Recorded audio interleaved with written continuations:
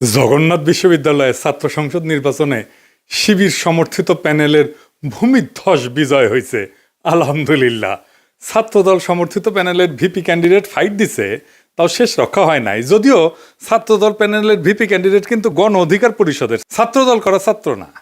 শিবির সমর্থিত প্যানেলের জন্য শুধু না, এটা জগন্নাথ বিশ্ববিদ্যালয়ের জন্য একটা ইতিহাস যে এটা জগন্নাথ বিশ্ববিদ্যালয়ের প্রথম ছাত্র সংসদ নির্বাচন। সকল জরিপ, বড় দল, বাঙ্গ মিডিয়া, বাঙ্গ সুশীল এবং গোয়েন্দা সংস্থার পরিকল্পনা ব্যর্থ করে দিল সাধারণ ছাত্রছাত্রীরা এইভাবেই।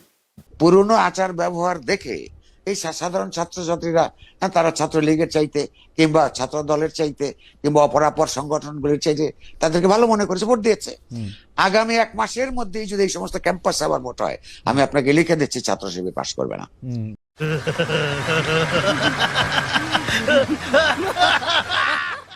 ইদানিং তো আবার জরিপ চলতেছে। জরিপে দেখা যায় বিএনপি ছাড়া কথা নাই। 70% লোক নাকি বিএনপিরে ভোট দিবে। এমিনেন্স একটা জরিপ করেছে, ওর মালিক আমার মেডিকেলের 3 বছরের জুনিয়র জাসদ করেছিল। ওর এনজিও হেলথ নিয়ে কাজ করে ওই এমিনেন্স। এখন নতুন ধান্দাবাজিতে নামিছে। শামিম শুনো, 70% লোক বিএনপিরে ভোট দিবি, হদ দিবি, পাশা পাইতে দিলে হোগাত ছাপ্পা দিয়ে দিবি, হ্যাঁ ব্যালটে দিবি পাবলিকে। এই জগন্নাথের ইলেকশন নিয়েও জরিপ করেছিল, কইছিল ছাত্রদল জিতবি। সেটা আবার বাসস, তার মানে বাংলাদেশ সংবাদ সংস্থা ছাপিয়েছিল, মানে সরকারি সংবাদ সংস্থা। এটি মাহবুব মুর্শেদকে চাকরি দিছে আসিফ নজরুল। পুরা আওয়ামী লীগ আমলে আওয়ামী লীগের সাথে সিস্টেম করে চলিছে।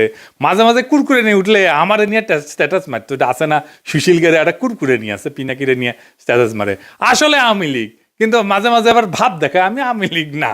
ওরে নিয়ে এমডি বানাইছে বাসসের। মানে বাসসের এমডি হবে সাংবাদিকতার সিনিয়র সাংবাদিক, তা না ওক নিয়ে বসেছে। এইভাবে আসিফ নজরুল বহুত বালসালরা চাকরি দিছে। এখন সব কয়টা বিএনপির সার্ভিস দিতেছে, এইভাবে সার্ভিস দিতেছে।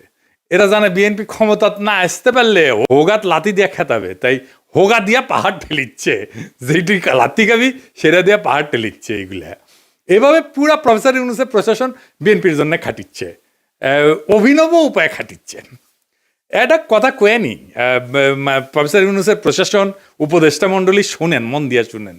বৃহত্তর বিএনপির প্রফেসর ইউনূসের উপদেষ্টা পরিষদের শাখার সদস্যরা এবং প্রশাসনে বিএনপির লেসপেন্সাররা শুনে রাখেন, আপনারা রাষ্ট্রের কর্মচারী, ওই রাষ্ট্রের মালিক জনগণ, বিএনপি না। মাথায় রাখেন, একদিন না একদিন জনগণের সরকার আসবে ক্ষমতাত, সেদিন কিন্তু কোনো ছাড় পাবেন না। সেই সরকার প্রফেসর ইউনূসের সরকারের মতো ধ্বজভঙ্গ সরকার হবে না। সেই সরকার হবে জুলাইয়ের আগুনে উদ্দীপ্ত সরকার। হোগার চামড়া কিন্তু তুলে নেওয়া হবে, মাইন্ডি পলাহে পারবেন না। রাষ্ট্রের কর্মচারী হিসেবে নিরপেক্ষ থাকবেন, সামান্যতম পক্ষপাতিত্ব করবেন তো সেইটার কাফফারা দিতে হবে, মাপ নাই। সেই কাফফারা ভয়ঙ্কর হবে, সরি কওয়ার কলের টাইম পাবেন না। এবার আসেন আমরা দেখি কেন ছাত্রদল এভাবে হারিচ্ছে আর নাম হয়েছে হারু পাট্টি। হ্যাঁ বুঝে চাও। এই আলাপগুলো আমরা অনেক আগের থেকেই করিচ্ছি। প্রথম কারণ হইতেছে তাদের দীর্ঘদিন ছাত্রদলে কোনো রিক্রুটমেন্ট নাই, নতুন ছাত্র ঢোকেনি। না ঢুকলে দল থেকে আওয়ামী বিরোধী ছাত্র রাজনীতি তো বন্ধ থাকে নাই, তাই না? ওরা কয় যে শিবির আছে কারণ ওরা গুপ্ত রাজনীতি করছে। তা আওয়ামী বিরোধী ছাত্র রাজনীতি কি বন্ধ ছিল? ছাত্রলীগের লুঙ্গির তলে ছিল নাকি শিবির? নূরের দল তাইলে কেমনে তৈরি হইল? নাহিদ আসিফরা কিভাবে তৈরি হইল? ওরা তো গুপ্ত রাজনীতি করে নাই। শিবির প্রকাশ্য রাজনীতি করে নাই, কারণ সে বিপ্লবী রাজনীতি করছে। বিপ্লব মানে এক্সিস্টিং সিস্টেমের রাপসার, এটার ভেঙে ফেলতে হয়। যেই শক্তি প্রকাশ্য সে ইতিমধ্যে রাষ্ট্রীয় নজরদারির ভিতরে থাকে, তাই সে রাপসার করতে পারে না এক্সিস্টিং সিস্টেমকে, বিপ্লবী হইতে পারে না। বিপ্লব মানে অসম লড়াই। এইখানে ট্রান্সপারেন্সি থাকাটা আত্মঘাতী, গোপনীয়তা এখানে নৈতিকতা না, এইখানে স্ট্রাকচারাল নেসেসিটি। বিপ্লবী হইতে হইলে তাকে গোপনে রাজনীতি করতে হবে। এই কাজটা করেছে শিবির, সেই জন্য বিপ্লবী ক্যারেক্টার নিয়ে দাঁড়াইছে। সেই জন্যই তারা এই ভূখণ্ডের ইতিহাসে সবচেয়ে শক্তিশালী ছাত্র সংগঠন হিসেবে উত্থিত হয়েছে। গুপ্ত ছিল, ছাত্রলীগের লুঙ্গির তলে ছিল, এইসব বইলা লাভ হয়েছে কেন? হয় নাই, হবেও না। এইবার দ্বিতীয় ইস্যু, বিএনপির ভুল রাজনীতি। ভুল বলাটা ঠিক না, মানে যেই রাজনীতি করতেছে মুক্তিযুদ্ধের চেতনা মারাইতেছে সেটা আত্মঘাতী হইতেছে। ক্রমাগত তারা মুক্তিযুদ্ধের চেতনা ডুবন্ত নৌকায় চইরা নিজের রাজনৈতিক ভবিষ্যৎকে ধ্বংস করিচ্ছে। মানুষজন এই কথা আওয়ামী লীগ আর বামেদের কাছে শুনিছে, তো এখনো শুনে, তাই না? এতদিন 15 বছর ধরে শুনিছে, মাইক লাগে শুনিছে। তারা এই কথার প্রতিধ্বনি যখন বিএনপির কাছে শুনে, সে তখন মনে করে আরে এটা তো আওয়ামী লীগ, এটাই তো ইন্ডিয়ার বন্ধু। আর সত্যি সত্যি যখন ইন্ডিয়ানদের উচ্ছ্বাস দেখে তারেক রহমানকে নিয়ে, আর তারা প্রকাশ্যেই বলে তারেক রহমান আর বিএনপি তাদের পছন্দের দল, তখন মানুষ দুয়ে দুয়ে স্যার মিলায়। সুবীর ভৌমিকের কথাটা আবার শুনেন, এডিটর সাহেব শুনান। ভারত বাংলাদেশে কোন সরকার চাইবে? খুব সোজা উত্তর আমি তোমায় দিয়ে দিচ্ছি। Awami League is not in election, next best option is BNP, obviously not Jamaat. তারা অলরেডি 50 লাখ লোক নিয়ে জেয়ার টেয়াদের হুমকি দিচ্ছে, ফলে জামাত অবভিয়াসলি ইন্ডিয়া চাইবে না। অত অনেক কথা, ডিপ্লোম্যাটিক কথা বলে তো লাভ। কানেকশনটা হচ্ছে 71। আমরা একসাথে, আমার সৈন্য এবং মুক্তিযোদ্ধারা রক্ত ঝরিয়েছে, সেই সুবাদে Awami League. This is the historical fact. তো এই জায়গাতে হঠাৎ করে আজকে অন্য কিছু ডাইনামিক্স চলে আসবে, এটা তো আশা করাটাও ভুল। কিন্তু যে গভর্নমেন্ট আসবে তার সাথে ইন্ডিয়াকে তো ডিল করতে হবে। শুনেছেন? এই সুবীর ভৌমিকের কথাটা কাইটে নিয়ে মোবাইলে সেভ করে রাখবেন, আর ভোটার ক্যাম্পেইনে গেলে এটা ভোটারদের শুনেবেন, কাম সারা হয়ে যাবে। ভোটার পাশায় ছাপ দিয়া ভোট দিবে বিএনপিতে। আর তার উপরে যদি দেখে সেই আওয়ামী লীগের অলিগার্ক লবণ কামালদের সাথে তারেক রহমানের হাত মিলায়, তখন পাবলিকে বুঝে যায় এটা সেই আগের বন্দোবস্ত। আমরা হাসিনাকে তাড়াইছি, কিন্তু তার তৈরি বন্দোবস্ত এখনো আছে, আর এই বন্দোবস্তের মালিকানা নিছে বিএনপি।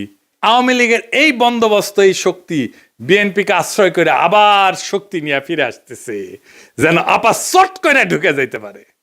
ইউনিভার্সিটিগুলোতে বিএনপির এই অবস্থা হইতো না যদি আমার চাইনিজ বুদ্ধি নিত। সেটা তো বিএনপি শুনবে না, সে শুনবে ভুট্টো সাহেবের কথা। যাই হোক, আমার ক্ষুদ্র ভাতারা কবে আন্নার কাছে দাদা সব স্ট্র্যাটেজি থাকে না, তা থাকে না। তাই স্ট্র্যাটেজি আমি বানাইবার পারি, কয়া দিতেছি, কমো কয়া দি। এখন তো কয়া দিলেও কোনো লাভ করবার পারবি না, কিন্তু কয়া দি যে কেমনে এটা করা যায় গেল নি। আসেন এটা শুনি দেখি, মজা পাবেন কলে। ছাত্র দলে যে রিক্রুটমেন্ট নাই, এটা তারেক রহমান সহ সব বিএনপি নেতারা জানে, স্থায়ী কমিটির সবাই জানে, স্বীকার করে, কিন্তু এইটারে কেমনে ম্যানেজ করবে সেটা জানে না। এই প্রসঙ্গে একটা প্রফেশনাল গল্প বলি আর কি, খুব বেসিক কনসেপ্টের গল্প আর কি। প্রোডাক্ট লাইফ সাইকেলের মার্কেটিংয়ের একটা খুব বেসিক কনসেপ্ট। কি সেটা? যে কোনো প্রতিষ্ঠানের, মানুষের, দলের, পণ্যের একটা লাইফ সাইকেল থাকে বা জীবন চক্র থাকে। মানে জন্ম, বেড়ে ওঠা, তারুণ্য, যৌবন, বার্ধক্য, মৃত্যু, মানুষের যে জীবন চক্র ঠিক তেমন একটা দলের বা পণ্যের ঠিক এরকম লাইফ সাইকেল বা জীবন চক্র থাকে। প্রথমে এটাকে বলা হয় ইন্ট্রোডাকশন বা উদ্ভব পর্ব, গ্রোথ বা উত্থান পর্ব, ম্যাচুরিটি বা আধিপত্য পর্ব, ডিক্লাইন বা পতন পর্ব। শিবির আছে উত্থান পর্বে, ছাত্রদল আছে পতন পর্বে। বুঝছাও? এইটা সব দেখে দেন কে কোনটি আছে। এই লাইফ সাইকেলকে চাইলে এক্সটেন্ড করা যায়। ম্যাচুরিটিতে আসলে আলাদা স্ট্র্যাটেজি নিতে হয়, যেন আবার নতুন কইরা সে উত্থান পর্বে চলে যেতে পারে। এই পতন পর্ব শুরু হইলেও আবার তাকে উত্থান পর্বে নিয়ে যাওয়া যায় কলে কিছু কিছু বিশেষ ক্ষেত্রে, কিন্তু একটা জায়গা আনা যায় না। সেটা হইতেছে হিস্টোরিক্যাল লেজিটিমেসি কোলাপস যদি হয় পলিটিক্যাল পার্টির ক্ষেত্রে। এটা শুনতে খটোমটো লাগলেও সোজা কলে, খুবই সোজা।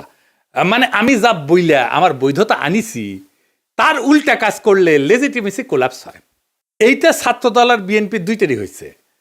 বিএনপি মুক্তিযুদ্ধরে তার পলিটিক্যাল অ্যাঙ্কার বানাইছে, উঠি খুঁটি গাড়িছে, কিন্তু বিএনপি ছিল আওয়ামী লীগের মুক্তিযুদ্ধের বয়ানের অ্যান্টিথিসিস। মুক্তিযুদ্ধ হয়েছে বাঙালি জাতীয়তাবাদের স্লোগান নিয়ে, তাই না? সংবিধানে তো ঢুকেছে। তো বিএনপি আসছে বাংলাদেশি জাতীয়তাবাদ নিয়ে। মুক্তিযুদ্ধের চেতনা ছিল ধর্ম নিরপেক্ষতা, বিএনপি আনিছে পরম করুণাময় আল্লাহ তাআলার উপর পূর্ণ আস্থা এবং বিশ্বাস।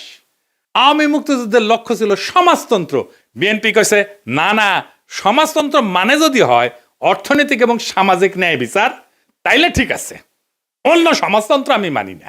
বিএনপি ওইটা নিয়ে লেজিটিমেসি পাইছিল, ওই লেজিটিমেসি কোল্যাপস করেছে 2024-এর 5ই আগস্টের পরে, যখন মুক্তিযুদ্ধ। এই জন্যই বিএনপি জিততে পারবে না। সামনের ইলেকশনে। কিন্তু ছাত্রদল এটা ডিক্লাইন ফেজে গেছে আরো আগেই, মানে বিএনপির লেজিটিমেসি কোলাপস করার আগেই গেছে। সেই জন্য আমি কইতেছি যে কিভাবে বিএনপি যদি লেজিটিমেসির কোলাপস না হইতো তাইলে ছাত্র দলকে বাঁচাইতে পারতো, এখন সে চাইলেও পারবে না বাঁচাইতে। কেমনে পারতো? প্রথমে ছাত্র দলকে বিলুপ্ত করে দিতে হইতো, থেকে লাভ নাই, কারণ দল তো নাই, সমর্থন নাই, রিক্রুটমেন্ট নাই, থেকে লাভ কি? ভোটে জিতে না, হারু পাট্টি। তাইলে এটারে বিলুপ্ত কইরা সবাই রে বৈষম্য বিরোধী ছাত্র সংগঠনে একীভূত করতে হইতো। এটা হইলে বৈষম্য বিরোধী ছাত্র সংগঠনের সবচেয়ে বড় স্টেক হোল্ডার হইতো ছাত্রদল থেকে আসা লোকগুলা। বৈষম্য বিরোধী ছাত্র সংগঠনই হইতো বিএনপির গণছাত্র সংগঠন। সে আরো বৃহত্তর ঐক্যের চেষ্টা করতো, ছাত্র অধিকার পরিষদকে নিত, ইনকিলাব মঞ্চকে নিত, এরকম ছোটখাটো দলগুলোকে সে ঢুকায় ফেলতো, একীভূত করে ফেলতে পারতো। তাইলে শিবিরের একটা শক্তিশালী বিরোধী দল দাঁড়াইতো। এটা হইলে শিবিরের সাথে শক্ত ফাইট দিতে পারতো, অনেক জায়গায় জিতেও যেতে পারতো। আর যে রিক্রুটমেন্টের গ্যাপ তৈরি হয়েছে সেটা পূরণ হইতো, কারণ এই বৈষম্য বিরোধী ছাত্ররা তো ছাত্রদল করে না, এরা তো নতুন তরুণ, আরো তরুণ, এরা ঢুকতো, তাইলে তার গ্যাপটা পূরণ হইতো। এখন ইলেকশন হইতেছে আর মারা খাইতেছে বিএনপি, নামই হয়ে গেছে হারু পাট্টি। এখন আমার ক্ষুদ্র ভাতারা একটা বিরাট কোশ্চেন করে ফেলতে পারে আমাকে, আমি কালে ডরে আছি। হ্যাঁ, যে কয় যদি দাদা দলে যদি এইভাবে লাইফ সাইকেলের মধ্যে যায়, উত্থান পতনের মধ্যে দিয়া যায়, তাহলে তো আমেরিকা রিপাবলিকান আর ডেমোক্রেটদের মইরা ভূত হয়ে যাওয়ার কথাই ছিল। এইগুলো তো ভালোই টিকে আছে। তো মাঝে মাঝে বুঝছাও আমার মনে হয় যে আমি দিনে 4-5টা করে ভিডিও বানাই, ব্যানে এগুলো ব্যাখ্যা করি। মেলা কোশ্চেন আছে সবার মাথার, তাই না? হ্যাঁ, এটা খুব ইন্টারেস্টিং প্রশ্ন করে করেছেন আপনারা, না করলেও কয়ে দিলাম, তাই না? আসেন এবার বুঝে দেখি। আমেরিকান রিপাবলিকান আর ডেমোক্রেটিক পার্টি এটা স্বাভাবিক রাজনৈতিক দল না, ওইগুলো কার্যত রাষ্ট্রের ভেতরে একটা ইনস্টিটিউশনালাইজড পাওয়ার মেকানিজম। এটা কি? এটা প্রতিষ্ঠান হয়ে গেছে, এটা দল নাই, এটা রাষ্ট্রের সাথে একীভূত হয়ে গেছে, অনেকটা চাইনিজ কমিউনিস্ট পার্টির মতো। তাই ওদের পতন হয় না, ওদের রূপ বদলায়। এই যে লাইফ সাইকেল থিওরি, যে জীবনচক্র থিওরি যেটা কইলাম, এটা কাজ করে হয়েছে, এটা ক্লাসিক রাজনৈতিক দলের মতো, ক্লাসিক রাজনৈতিক দল যেগুলো আদর্শিক দল বা ক্যারিসমেটিক লিডার আছে, যেমন মুজিবের দলের মতো, জামাতের মতো, শিবিরের মতো, কমিউনিস্ট পার্টির মতো, রেভলিউশনারি বা পোস্ট কলোনিয়াল দল কংগ্রেসের মতো, এবং দুর্বল রাষ্ট্র কাঠামোর দেশে Bangladesh, Pakistan, Africa, Latin America, এই সমস্ত জায়গায় এই সমস্ত থিওরি খাটে দলগুলোর ক্ষেত্রে। কংগ্রেসের মরে যাওয়া দেখে বুঝতে পারতেছেন, বিজেপির উত্থান থেকে বুঝতে পারতেছেন। আমেরিকান পার্টিগুলো আলাদা, রিপাবলিকান পার্টি, ডেমোক্রেটিক পার্টি, কোনোটাই কোনো ইডিওলজি না, কিন্তু কোনোটা একজন লিডারের উপরে দাঁড়ানো না, আদর্শিক নেতা নাই, কোনোটা একটা শ্রেণীর একচ্ছত্র প্রতিনিধি না, বরং এরা হইলো একটা নির্বাচনী ঐক্যের একটা ফ্রন্ট।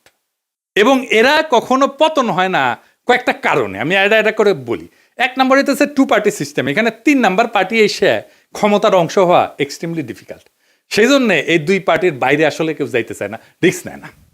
আমেরিকার মানুষ রাগ করলে নতুন দল বানায় না, পুরানো দলের ভিতরে ঢুকে সেটা বদলানোর চেষ্টা করে। এবং আপনি দেখবেন রিপাবলিকান এবং ডেমোক্রেটিক পার্টি দুটেরই বদল হয়েছে ভিতর থেকে মেলাবার, 1-2বার না। এই কারণে দল ভাঙে না, ভেতরের রূপটা বদলায় যায়। এখানে পার্টি মানে কিন্তু দর্শন আদর্শ না, রিপাবলিকান মানে একটা জিনিস না, কিন্তু একটা পার্টি না। এর মধ্যে রিগানের কনজারভেটিভ পার্টি আছে, বুশের নিউকন আছে, ট্রাম্পের পপুলিস্ট পার্টি আছে, ন্যাশনালিস্ট পার্টি আছে। ডেমোক্রেটিক মানেও এক জিনিস না, ক্লিন্টনের নিও লিবারেল আছে, ওবামার টেকনোক্রেটিক পলিটিক্স আছে, বার্নি স্যান্ডার্সের ডেমোক্রেটিক সোশ্যালিস্ট আছে। তাই ভেতরের আইডিওলজিকে নেতৃত্ব দিচ্ছে, সেই আইডিওলজিটা বদলায়, কিন্তু পার্টি থাকে। আর একটা জিনিস হচ্ছে স্টেট পার্টি, একটা ফিউশন হয়েছে আমেরিকা, পার্টি আর স্টেট একসাথে মিলে গেছে। যেমন ধরুন কংগ্রেস ককাস বলে একটা জিনিস আছে, যেখানে 2 পার্টি একসাথে কাজ করে। স্টেট গভর্নর নেটওয়ার্ক যেটা, সেখানে 2 পার্টি একই সাথে সমান শক্তিশালী, থিঙ্ক ট্যাঙ্ক, তারপরে যে ডোনারদের ক্লাস, মিডিয়ার যে ইকোসিস্টেম, এই সব কিছু মিলে এটা একটা সংগঠন না, এটা একটা পাওয়ার ইনফ্রাস্ট্রাকচার হয়েছে। আমেরিকান এলিটদের যে কনফ্লিক্ট, এইটা ম্যানেজ করা হয় এই 2 পার্টির এই সিস্টেমের মধ্যে দিয়া। এই 2 দল আসলে এলিটদের মধ্যে পাওয়ার শেয়ারিং মেকানিজম, জনগণের যেটা ক্ষোভ এটাকে ইনস্টিটিউশনাল চ্যানেলের মধ্যে ঢুকে দেয়। আর এরা ক্রাইসিসে ভেঙে যায় না, রিব্র্যান্ড করে নিজেদেরকে। যেমন ধরেন ভিয়েতনাম যুদ্ধের পরে ডেমোক্রেটদের রিফর্ম হয়েছিল, সিভিল রাইট মুভমেন্টের পরে রিপাবলিকানরা একটা সাউদার্ন স্ট্র্যাটেজি নিয়েছিল, 2016-তে সেটাতে ট্রাম্পের নতুন তত্ত্ব, এই পপুলিস্ট তত্ত্ব নিছে। তারা ইডিওলজিক্যাল রিসাইক্লিং করে। তার মানে কি ওরা কখনো মরবে না? মরবে, কিন্তু পার্টির নাম মরবে না, ভেতরের আত্মা মরে যাবে। আজকের রিপাবলিকান পার্টি লিঙ্কনের রিপাবলিকান পার্টি না, আইসেনহাওয়ারের রিপাবলিকান পার্টি না, আজকের Democratic party John F Kennedy Democratic party না, বা ফ্র্যাঙ্কলিন রুজভেল্টের ডেমোক্রেটিক পার্টি না, কিন্তু লেভেলটা টিকে থাকে দলের, কারণ লেভেলটাই পাওয়ারের টিকিট। বাংলাদেশের দল মানে রাজনীতি, আমেরিকায় দল মানে রাষ্ট্র পরিচালনার সফটওয়্যার। সফটওয়্যার তো আপডেট হয়, ডিলিট হয় না, ইনকাই আর কি, সেই জন্য এগুলা ডিক্লাইন হয় না। তো জগন্নাথ বিশ্ববিদ্যালয়ের নতুন ছাত্র সংসদকে অভিনন্দন। এই বিজয় কোনো দলের কিন্তু একক বিজয় না, এটা সাধারণ ছাত্রছাত্রীদের বুদ্ধিবৃত্তিক বিদ্রোহের ফল। আপনাদের সামনে কাজ অনেক। আপনাদের ক্যাম্পাসে এখনো পর্যাপ্ত ক্লাসরুম নাই, পর্যাপ্ত টয়লেট নাই, বিশেষ করে নারীদের টয়লেট নাই, স্যানিটেশন সংকট আছে, আবাসন নাই, ক্যান্টিন নাই। এই সমস্যাগুলো আজও সমাধান হয়নি, কারণ এগুলো কখনোই রাষ্ট্রের কাছে অপরিহার্য সংকট হয়ে ওঠেনি। এখন দায়িত্ব আপনাদের এই সংকটগুলোকে দাবি থেকে প্রয়োজন, প্রয়োজন থেকে অনিবার্যতায় রূপান্তর করার। রাষ্ট্র সাধারণত তখনই নৈরাচরে বসে যখন বোঝে এই সমস্যার সমাধান না হলে স্বাভাবিক শাসন চলবে না। আমি বিশ্বাস করি ঐতিহাসিক ছাত্র সংসদ যদি সংগঠিত, ধারাবাহিক এবং নৈতিক চাপ তৈরি করতে পারে, তাইলে এই ক্যাম্পাসের বাস্তবতা বদলাইতে বাধ্য হবে। আর একটা কথা পরিষ্কার করিয়া বলি, প্রফেসর ইউনূসের সরকার এবং প্রশাসনকে রাষ্ট্রের কর্মচারীরা কারো দলীয় সম্পদ না। রাষ্ট্রের মালিক জনগণ। সময় বদলায়, সরকার বদলায়, কিন্তু দায় থেকে কেউ কিন্তু মুক্ত হয় না। আজ যারা সিদ্ধান্ত নিচ্ছেন যে আপনারা বিএনপির ক্ষমতায় আনবেন এবং বিএনপির লেসপেন্সারি করবেন, আপনাদের মনে রাখা উচিত ইতিহাস কখনো হঠাৎ বিচার করে না, কিন্তু একদিন ঠিকই হিসাব খুঁড়ে নেয়। আর এই ছাত্র সংসদের কাছে আমার প্রত্যাশা একটাই, আপনারা ভবিষ্যতের জন্য রাজনীতি তৈরি করবেন। এই ক্যাম্পাসের ভাষা যদি বদলায়, তাহলে দেশ বদলাতে তো সময় লাগবে না। আশা করি আগামী ফেব্রুয়ারিতে আমাদের বন্ধুসুলভ সরকার আসলে আপনাদের যতগুলো সমস্যার কথা বললাম, এই সমস্যাগুলোর সমাধানের জন্য আমি ব্যক্তিগতভাবে আপনাদের সাথে থাকব। ফেব্রুয়ারিতে আমাদের ফ্রেন্ডলি সরকারি ক্ষমতায় আসতেছে ইনশাল্লাহ। চান্দাবাজ, ধান্দাবাজ, লুটেরা, ইন্ডিয়ার নব্য লেসপেন্সারেরা ক্ষমতায় আসবে না। আমি যে এপিসোডের পরে ইনকিলাব বলি, ওইটা কিন্তু শুধু স্লোগান না। ইনকিলাব মানে বদল, ইনকিলাব মানে বিপ্লব, ইনকিলাব মানে ভেঙ্গা চুইরা নতুন ভাবে গড়ে তোলা, ইনকিলাব মানে দেশ এবং জাতির জন্য অপরিহার্য হইয়া ওঠা। ইনকিলাব জিন্দাবাদ।